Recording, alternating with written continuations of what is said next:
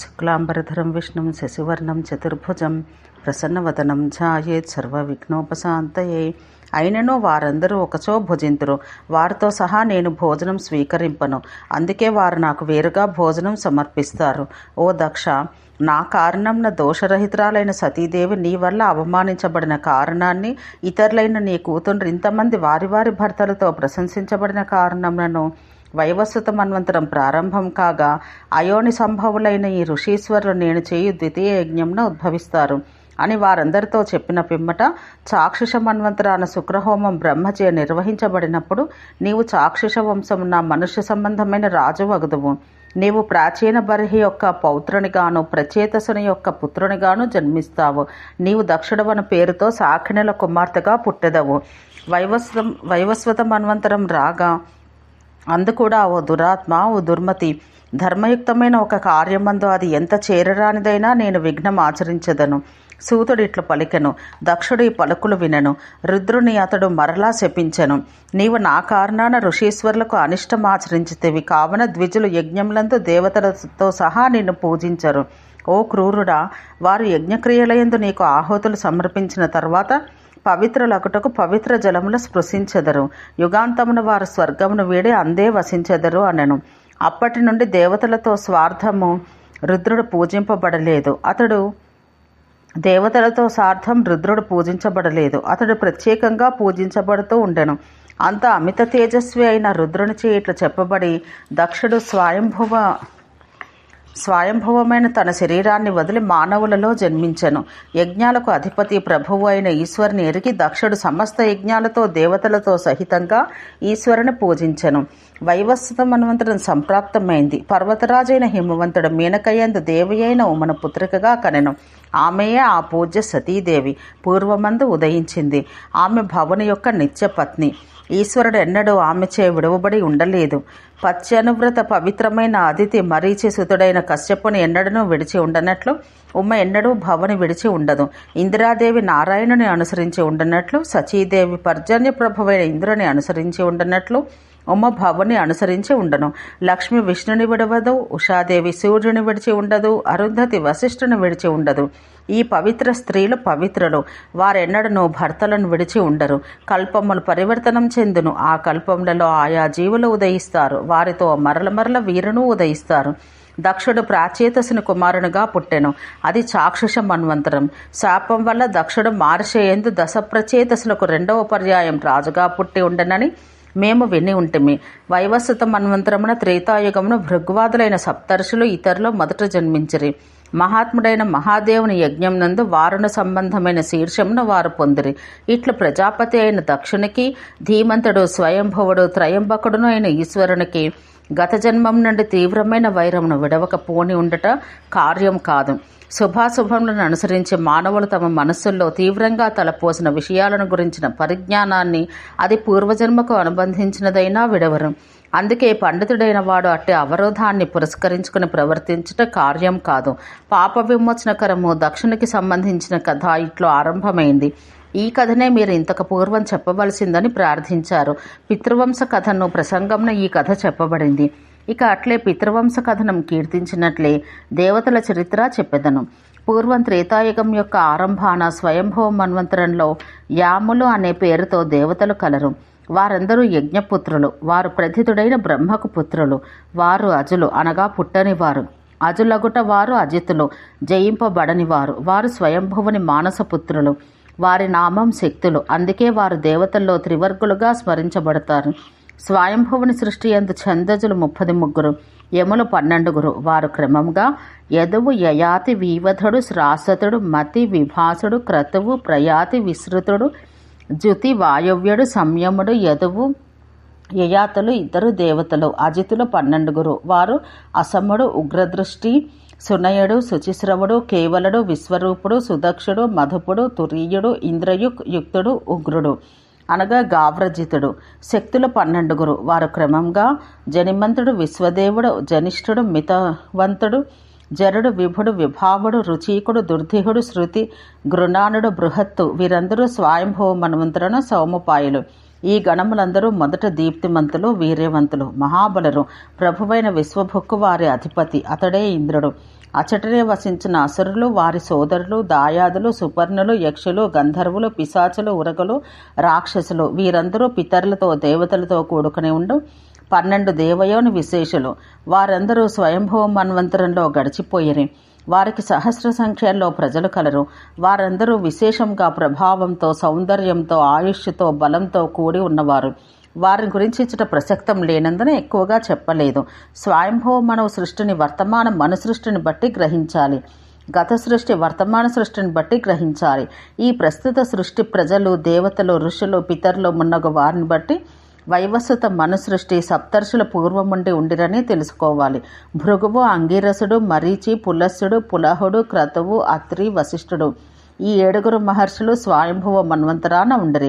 అగ్నిధ్రుడు, అగ్నిబాహువు, మేధ, మేధాతిథి, వసువు, జ్యోతిష్మంతుడు, జ్యోతిమంతుడు, హవ్యుడు, సవనుడు, శత్రుడు వీరందరూ 10 మంది.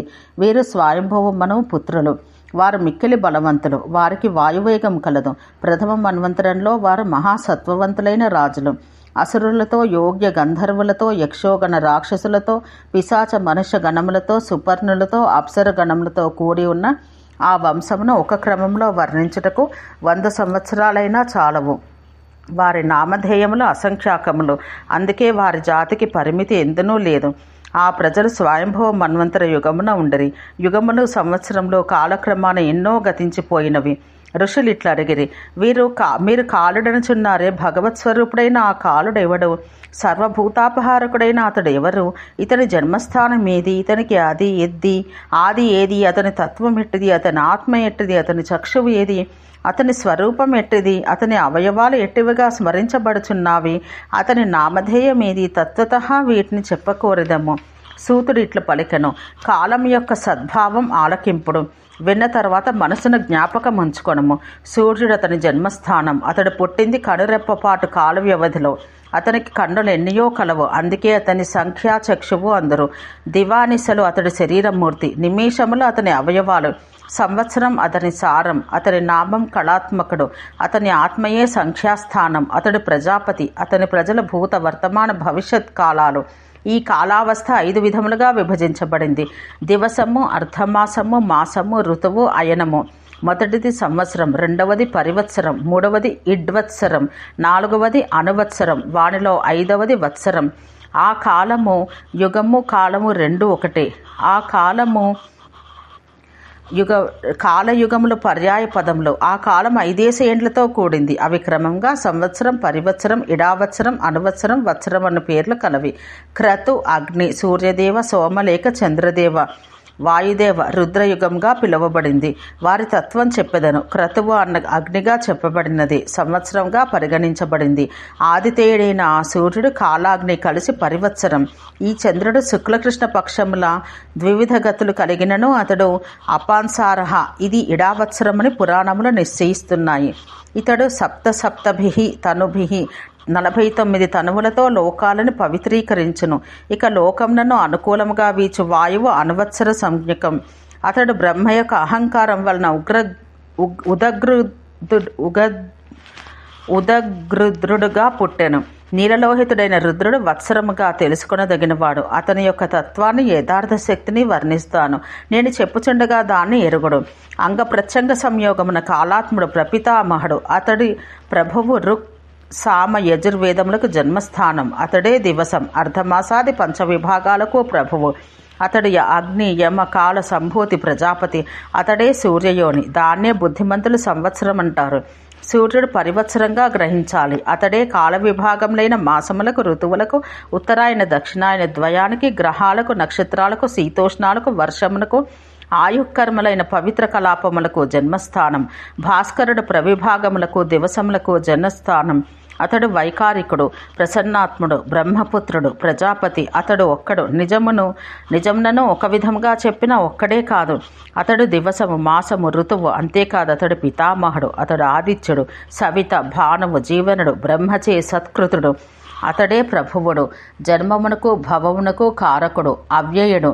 అందుకే భాస్కరుడు తారాభిమాని, అతన్నే ద్వితీయ పరివత్సరునిగా తెలుసుకోవాలి. సోముడు సర్వ ఔషాధిపతి, అందుకే అతడు పితామహుడు.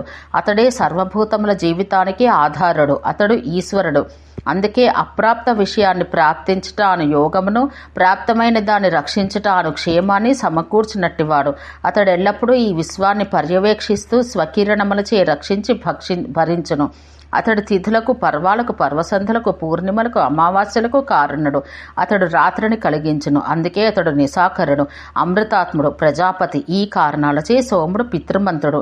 అందుకే అతన్ని ఇడ్వత్సరునిగా స్మరిస్తారు. వాయువు అనువత్సరుడు అని పిలువబడును. ఎందుకంటే అతడు ప్రపంచమందలి సర్వప్రాణులకు ప్రాణాపాన సమాన దానాదులచే జరుగు కర్మల చే సర్వచేష్టా ప్రవర్తకుడు. అతడే పంచేంద్రియములు, మనస్సు, బుద్ధి, స్మృతి, బలము మున్నగు సమాన కాలక్రియలను సంపాదించును. అతడు సర్వాత్ముడు. ఆహవ ప్రవాహాదులచే అతడు సర్వలోకేశుడు. లోకోపకారములైన సప్త అనగా 49 మరుతుల ద్వారా ప్రవర్తించును. ఆ వాయువు సర్వభూతాలకు విధాత. అతడే సర్వభూత క్షేమం సమకూర్చువాడు, నిత్యుడు. అతడే ప్రభంజనుడు. అతడే అగ్ని యొక్క, భూమి యొక్క, సూర్యుని యొక్క, చంద్రుని యొక్క ప్రభవ స్థానం. ఆ వాయువే ప్రజాపతి, లోకాత్ముడు. అతడే ప్రపితామహుడు. అతడే రాత్రింబవళ్లను కలిగించును. అందుకే ఆ వాయువు దేవత అనువత్సరుడు. ఈ 4 అనగా కాలము, సూర్యుడు, చంద్రుడు, వాయుదేవత ప్రజాధిపతులు. వారందరూ ఉపపక్షజులు. వారే సర్వలోకములకు పితరులు. అందుకే వారు లోకాత్ములుగా కీర్తించబడిరి. ధ్యానమగ్నుడైన బ్రహ్మముఖం నుండి ఏడ్చుచూ పుట్టినవాడు. ఆ భవుడు వేదములయందు ఋషి, విప్రుడు, భూతాత్ముడు, పితామహుడు, మహాదేవుడు, సర్వభూతములకు ఈశ్వరుడు ప్రణవమున చెప్పబడినాడు. ఆ పరమేశ్వరుని ఆత్మావేశం వల్లనే భూతములకు అంగప్రత్యంగాలు కలిగాయి. ఉన్మాదకుడు, అనుగ్రహకారకుడైన రుద్రుడు వత్సరమని చెప్పబడుతున్నాడు. సూర్యుడు, చంద్రుడు, అగ్ని, వాయువు, రుద్రుడు అందరూ యుగంతో అద్వైత భావం పొందినవారు. కాలాత్ముడైన రుద్రుడు నిత్యము లయకారణుడు. భగవానుడు అయిన రుద్రుడు స్వతేజస్సుచే జగత్తునందు ప్రవేశించెను. శరీరంతో, నామధేయములతో సంబంధం కలిగిన ఆత్మ యొక్క ఆశ్రయ బలముచే ఆ ఈశ్వరుడు ఈ జగత్తునంతను ప్రవేశించును. స్వీయ తేజస్సుచే అతనికి దేవతల యొక్క, పితరుల యొక్క, కాలం యొక్క ఉన్నత స్థితి కలదు. ఈ ఔన్నత్య స్థానమును అతడు జగత్తును ఆశీర్వదించును. అదే ఉన్నతమైనది. అందుకే రుద్రుడు ఎరిగిన విద్వాంసులచే ఎల్లప్పుడూ పూజించబడును. తత్ప్రభువు ప్రజేసులకు ప్రభువు అగుటచే ప్రజాపతి అగుటచే అతడు సర్వభూతములకు సర్వాత్ముడు. ఏలాన నీలలోహితుడు, సర్వాత్మకుడు. రుద్రుడు క్షీణములై కాంతిహీనములైన ఔషధులను మరల పునర్జీవింపచేయును. ఔషధులు క్షీణించినప్పుడు ప్రజాపతి పురస్సరులై దేవతలు అతన్ని పూజింతురు. తమకు కావలసిన ఇష్టములైన ఫలములను వారు కోరుదురు. పురోడాసమును కపాలత్రయంతో నుంచి అతడు పూజించబడును. దాన్నే త్రయంబకములు అందరు. తత్ప్రభువు త్రయంబకుడని చెప్పబడుతున్నాడు. వేదమంత్రప్రాయమైన గాయత్రి, త్రిష్టం, జగతి ఛందస్సులు త్రయంబక నామం వలన స్మరించబడను. ప్రేమచే అవి వనస్పతి రాజ్యములకు ఆధార స్థానములు, ప్రభవ స్థానములు. 3 విధాలైన వేదఛందములచే పునశ్చరణంచే పురోడాసం ఒక్కటిగా సంయోజితం చేయబడుటచే అది త్రికపాలమైనది. ఏలానా దానికి విధానత్రయం కలదు. దాని వీర్యంచే అవి 3 విధాలుగా ప్రతిష్ఠితం. అందుకే పురోడాసం త్రయంబకం. అందుకే రుద్రుడు త్రయంబకుడుగా చెప్పబడ్డాడు. ఈ విధంగా 5 సంవత్సరాలతో కూడిన దాన్ని యుగమని పండితులు వ్యవహరించారు. 5 విధాలుగా పండితులచే చెప్పబడినట్టుది సంవత్సరం. ఆ 5 విధములుగా చెప్పబడిన దాన్ని వసంతాది షడ్ఋతువులుగా గ్రహించాలి. 5 అర్థవములు, ఋతువులు, బిడ్డలు. ఈ విధంగా కాల సృష్టి సంక్షిప్తంగా వ్యాఖ్యానించబడింది. ఈ విధంగా వేరొక దానితో సంసక్తం కాని కాలం అనంత మానములతో ప్రకాశించి ప్రాణుల యొక్క జీవితాలను అపహరించును. సంహరించుచు తొందరగా సాగక ప్రవహించిపోవు నదీ జలముల వలె పరిగెత్తును. వీని యొక్క సంతానం సప్రమాణముగా వివరించుటకు తత్పుత్ర పౌత్రకముల సంఖ్య అనంతం. ప్రజాప్రభువులు, మహాపుణ్యకర్మలు, పుణ్యకీర్తిమంతులు అయిన వీరి వంశం యొక్క సంకీర్తనం వలన జనులు గొప్ప సిద్ధిని పొందుదురుగాక. ఓం శాంతి శాంతి శాంతి.